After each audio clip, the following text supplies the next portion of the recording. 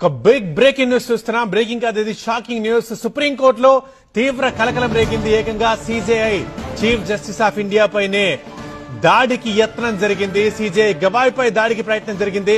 చెప్పు విసిరేందుకు ఒక లాయర్ ప్రయత్నించాడు. ఏదో వెంటనే పక్కనే ఉన్న తోటి లాయర్లు ఆ న్యాయవాదిని అడ్డుకున్నారు. సనాతన ధర్మాన్ని అవమానించారంటూ ఆ లాయర్ నినాదాలు చేశాడు. అయితే ఇట్లాంటి దాడులకు భయపడేది లేదంటున్నారు సీజేఐ. సుప్రీంకోర్టులో ఒక తీవ్ర కలకలం రేగింది. ఆ బ్రేకింగ్ న్యూస్ మనం చూస్తున్నాం.